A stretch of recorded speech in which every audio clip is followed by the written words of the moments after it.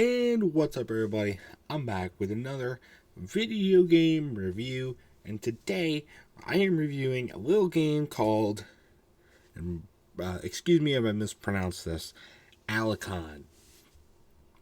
I don't know again if I pronounced it correctly. It's spelled Alekon. If there's a different pronunciation, let me know in the comment section. I'd like to know, but that's how I think it's pronounced, or at least how I would pronounce it, sort of thing. But this is a little game that I got as part of the Jingle Jam bundle last holiday season. You guys don't know what the Jingle Jam bundle is? It's the Yogscast. Do a little fundraiser. It's like $35, $38 or something like that. Get you a whole assortment of games on Steam, and this is the one of them ones that was included in that bundle this last holiday season. And if you're thinking about doing that, it's a great charity fundraiser to do for the holiday season. A good way to give, and as well as getting a lot of great games. So I would recommend doing it if you can. So we're not here to talk about that. We're here to talk about Alekon, the game. Now, what is this game? Because it's not what I was led to believe that it was going to be. You basically are walking around these environments and taking pictures of stuff, and the goal is to get the best picture possible so you can get the most creativity points. And then you also got to get creativity points by doing tasks from people, not people, but residents of the area, and then you can do tasks with them, like play games or do complete quests or something like that, and you get creativity points that way. And you gotta get a certain amount of creativity points to go to the next area, and then you kind of do the same thing again. It's different environments, different things to look at and stuff like that. But it's a neat little game, and I got a lot of thoughts on it. So let's jump right into it, shall we? After I get a drink of water. For some reason, I am very dehydrated right now. I don't know why. Anyway, like I said, this is a very fun game. I didn't really know what to expect going in, and I guess the more I have that zero expectations going into a game, the more they seem to they more so surprise me a good way than not good. And I think that's cool. This is a very colorful game as well. There's a lot of colors throughout the environments, and they're very out there and very bright. And I like that. They're not too bright. They're not neon levels, just sensory overload in your face kind of thing. But they stand out and they make the game visually appealing, which is really, really cool. So that made it a lot more fun to play, along with just fun gameplay in general. Just being able to walk around and take pictures, that's just such a simple concept, but they make it work so well that it's fun to do.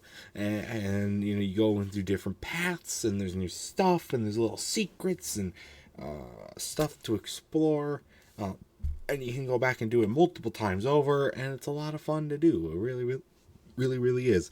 And then when you get through the sections, like the paths, then when you're done with all those, you can go and wander around, and you can do a little free play mode and take more pictures of cool stuff and get closer to stuff, and then you get more completion that way and that kind of stuff. So that's always really cool. I do also love that you can just throw donuts. That's a weird thing to just throw. It's cool though. They have some cool mini games that work well for it. Some cool things to look at, to find in the levels themselves to work through.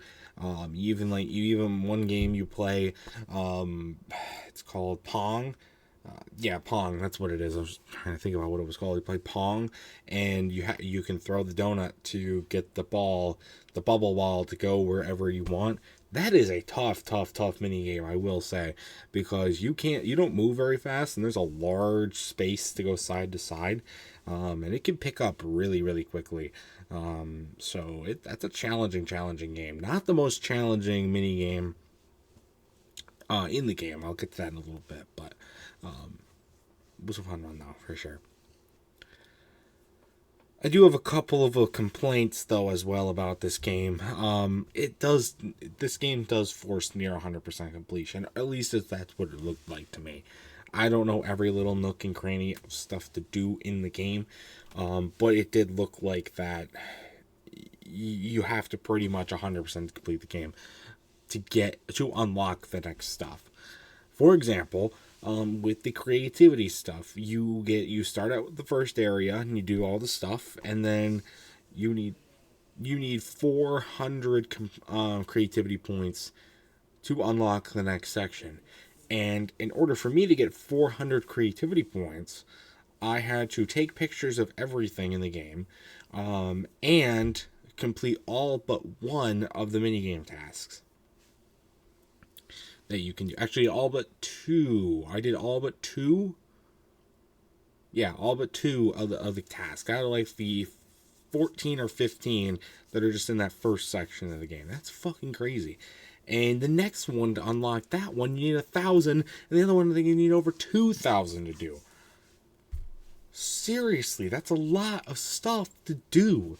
And I don't mind it being like, oh, okay, that's, it's a thing that you can do, and maybe you want to do it on your own.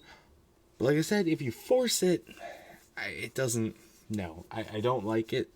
I don't like when the people force it, and I just don't think it makes it that much more fun. Just not my thing. Like I said earlier in the video, some of the tasks are impossible to do with a PS4 controller, which is how I do play Steam games. Play them on a PS4 controller, either on the PC right here or on my laptop while I'm out and about.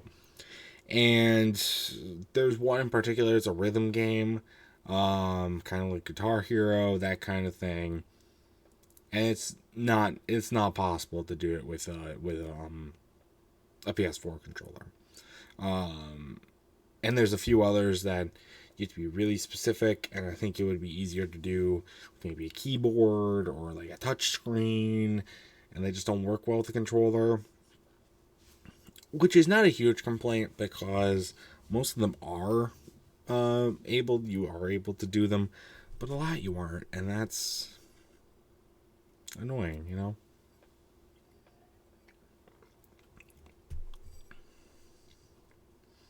Regardless, I do think this is a very fun game. And if you can get it in a bundle or something like that, I definitely think this game is worth trying. It was a lot of fun to me. Just so much to see, so much to do. So what's wrong? Taking the back streets. Taking the road less traveled, literally, in the game. So it was a lot of fun, and I definitely recommend playing it again. Probably a good 8 out of 10. I really enjoyed this game for Alekon. It's really, really good. There is a story. It's a decent story, but that's not necessarily a huge wonder factor of the game. So there you go. And that's going to do it for this review. So if you've ever played Alekon, however it's pronounced, I'd love to know your thoughts about it in the comment section down below.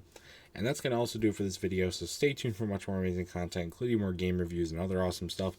Until next time, see you guys later. Goodbye.